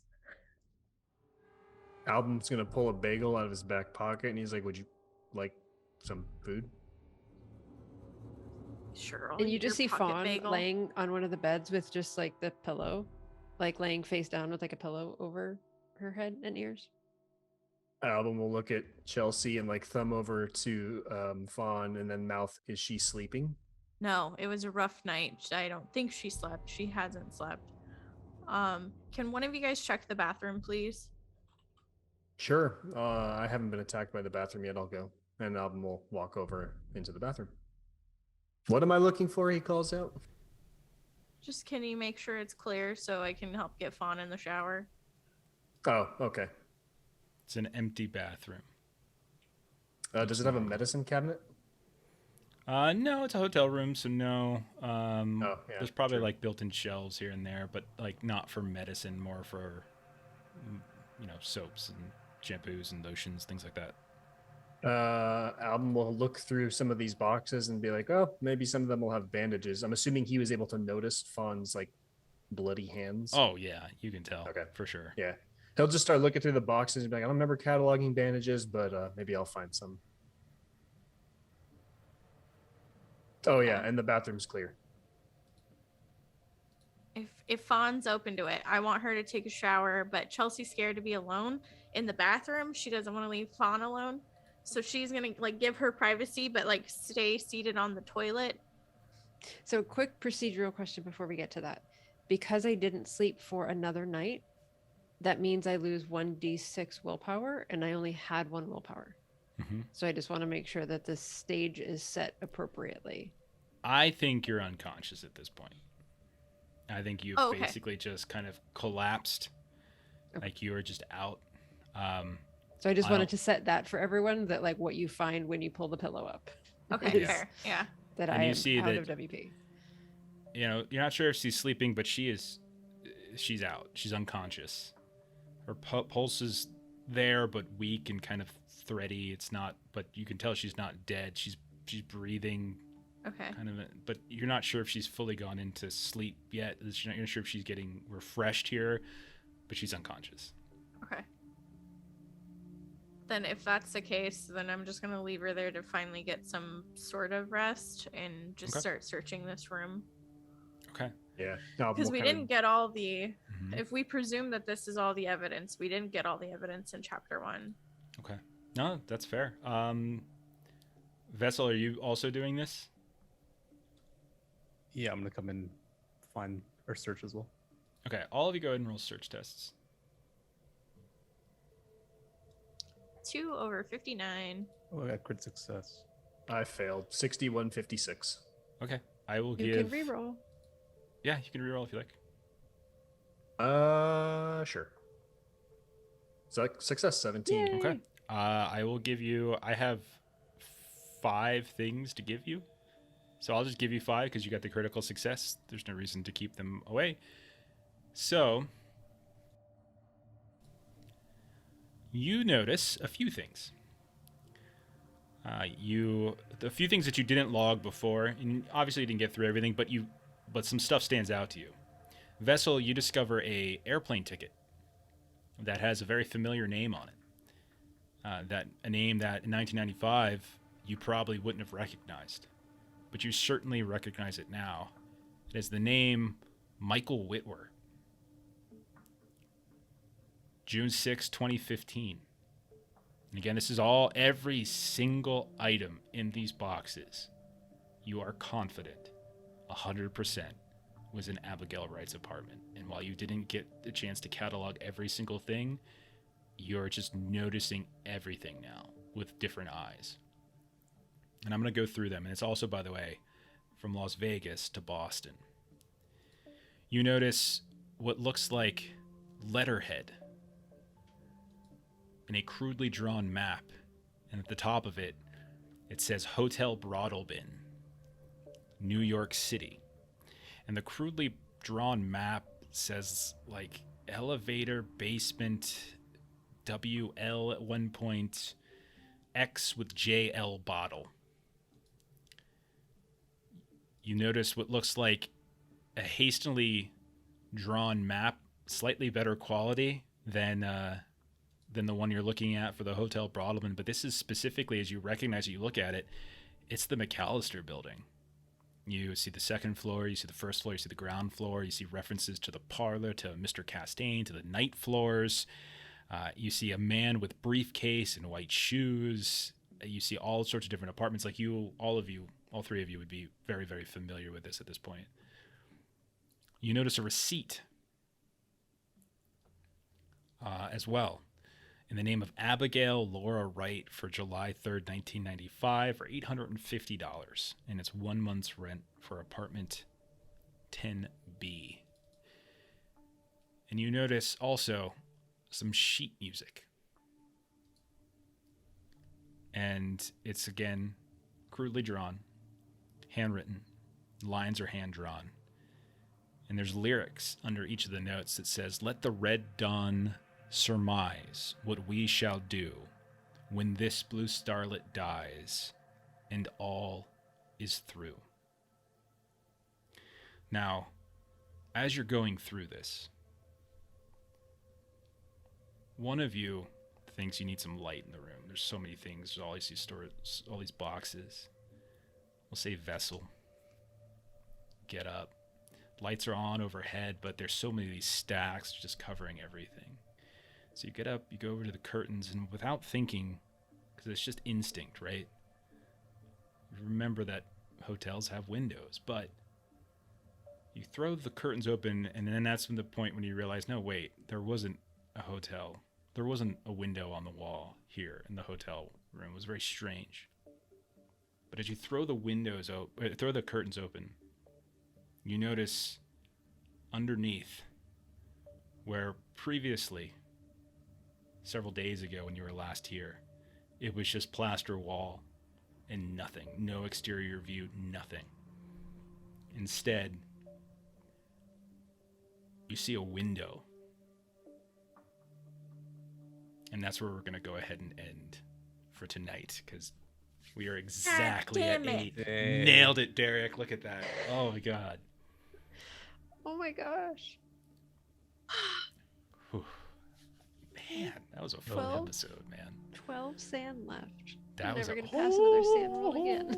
Oh, man. What's out the window? Well, you're just gonna have to tune in next Friday to find out. Find out. That's what we call in the business tease. A tease. Yeah, what's out the window? Fawn sanity. A little tease. Okay. We'll dive into that next week because it's a whole thing and it's fun. But yeah, you guys got all now up on Sanity. Yeah, that is that's fair. Okay. Where are we all at on sand? 18. 18. I have Fawn's- 28. 28. I have 37. Jeez. I think Album's the only one who's going to make it all the way through because he's Well, since adapted he's to both adapted, helplessness that's why, yeah. and violence, and he's in the 30s. As if the Chelsea- law doesn't catch me. Chelsea I'm is one going to be away hit from or miss. adapted to violence. Yeah, but you have to remember that you have to mark it for that particular thing. So it's like you shouldn't be marking it unless you're taking the sand damage. Well, Yeah. actually, let me double check that. I got to double check that. I haven't had anything with violence in a while. But you reset it whenever you take a breaking point. So you reset the Yeah. checkpoints. But you These haven't are had sits- but you shouldn't have any check marks in it because you hit a breaking point Oh. when you were inside Got the it. Dorchester, remember? So you Yeah, shouldn't yeah, and yeah. you haven't My had any bad. violence yet. So Yeah. it should be completely clean. Okay. So much So stuff. we're gonna close it down for the night. Thank you everyone for hanging out. Thank you for helping out with the hype train. We got some bits. We've got some subs. There is a wonderfully cooking complication that I cannot rate this spring. I'm It's gonna be terrified. fantastic. It's gonna be wonderful.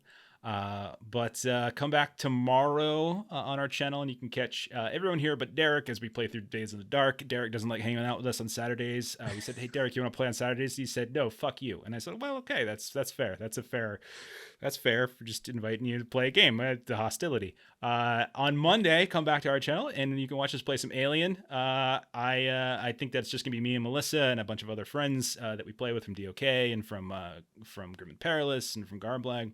Tuesday, I will be playing over on Sirenscape. It's their Twitch channel as we're playing some Call of Cthulhu. Wednesday, we'll be on Defenders of Cobalt playing Pathfinder 2nd Edition. And if you like Delta Green, come back on Thursday to Garblag Games and watch me run them through a different, not these folks, but different people, through a new operation. We just started it up last night. And then if you can't wait, just go to sleep for a week and come back next Friday and you can watch what happens as they're back in room 616 and they just found a window. Just Get take all a of the casual sleep. coma. That Fawn Yeah, never just fine. gets. Yeah, it's like that slider in Fallout. Just set it to a week. Yeah. Three fingers. There's 3 fingers: thumb, index, and middle. That's a question about the Garblag game from last night. So I'm gonna go ahead and throw us on the end screen. We're gonna raid somebody, keep the train going. Thank you everybody. That was a really fun session. Players, you guys were awesome, and chat, you were awesome tonight as well. So we'll see you next time. Good night, everybody. Have a good Bye. weekend.